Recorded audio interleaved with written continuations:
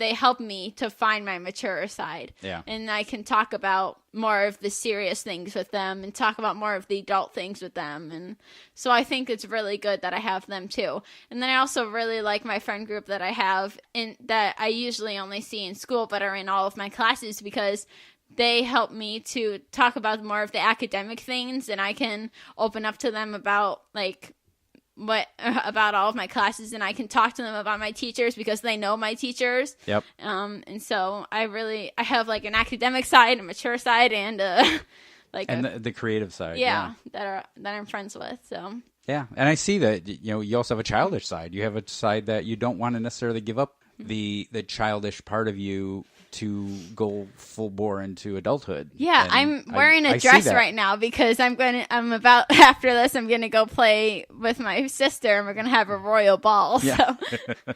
So that's good. That's good that you can do that. So that's cool. I was thinking too about some of the friends that I have around here that are they're in a category where they're my neighbors, but I do consider them friends, and I don't automatically think of them because I think, when you think of friends, you think about somebody who's been around forever. And Dan across the street, he and I have been friends for a very long time since we moved here, which, I mean, that's 19 years. So, yeah, that's a long time, but it doesn't seem like it because it doesn't seem like we've been here that long. And, he's a good friend. He's an awesome guy. And Ginger down the couple of houses down the other way, she's an amazing friend. Yeah.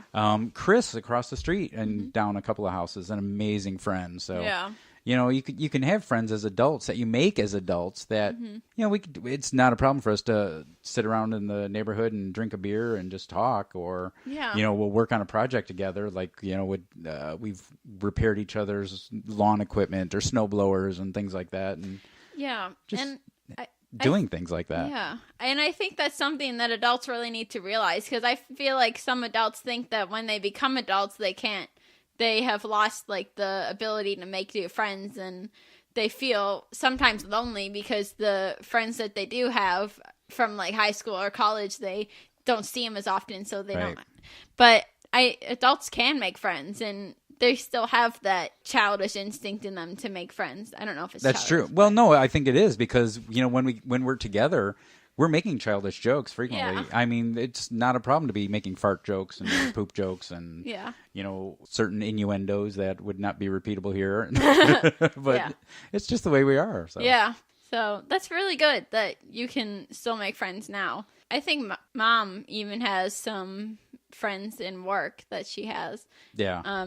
She's always been close to work friends. She likes work friends, but she doesn't because she's not social, she doesn't like to go out and hang out with people. That she doesn't have friends outside of work other than, Cheryl. Yeah. Other than, which is her lifelong friend. I mean, they've been friends since they were little. I don't know. I don't know what age, if it was high school, I think that they met, and they've been friends ever since. So that's a good long time too. So you want to talk about what happens when friends, and maybe you haven't experienced it, but when friends die. I don't know if I've experienced that. You have? When I was in high school, a good friend of mine died. He was killed by a drunk driver. Yeah. And that was a big loss for our block. Yeah. And then when I had another very good friend in high school, and even after high school, in fact, I got him his first job after high school, and he was working at the same company I was working at, and it was a hunting accident, and he died. And that was really, really hard, because he and I were really close, and we hung out a lot. That's such a hard thing to deal with, because you never ever think that you're going to lose a friend to death, especially somebody that you're so close to.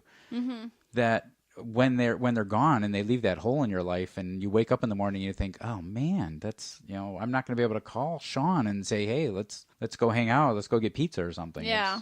That's really, really hard. So dealing with that, though, is really just time. It takes a lot of time. It takes other friends, because, in both of those cases, we had other friends. So we all lost these people in our lives. So we were able to hang out together and talk about it and be sad together and eventually get over it together. So I think that helps if you have other people to help you through it. Yeah, exactly. But I haven't had a friend that's died, but just recently we've had... this year, the school year, we've had someone in my sophomore class that has died. I didn't know him, but That was so tragic. Yeah. That was suicide. Yeah. That was so sad. But, yeah, I didn't know him, but a lot of people who are in some of my classes were affected by it. Sure. So I see, like, right when they heard about it, people gasped, and it was really hard on them. Yeah. Some of them went to the office because they were so upset. Yeah. Well, it was nice of the school to provide, support. Yeah, the school is very good with providing support. They are really touching on that now because they want to make sure that we know that we matter or whatever. Yeah. And that will be the topic of another podcast one of these days, because he was bullied, and that's why he ended up taking his own life. So we'll definitely discuss that in a future podcast. All right, well, let's wrap this up here. I hope we were able to help some people and let them know that, friendships do come and go, and some friendships you'll have for the rest of your life. But when the friendship ends, it's not the end of the world. It's just kind of an opening to maybe some new friendships and some new groups. Well, thank you, Emma. Your insight has been wonderful. And, well, thank you. We'll be talking very soon. Bye. Bye. If you like this podcast, please click the like button so more people can find our podcast. Don't forget to subscribe so you can get updates when the latest episode drops. If you have any questions, comments, or feedback, you can email us at dad@growingwithgirls.com.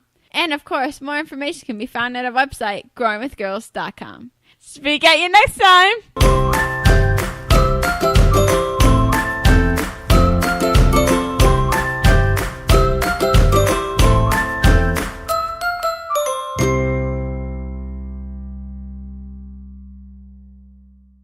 Hey, Emma.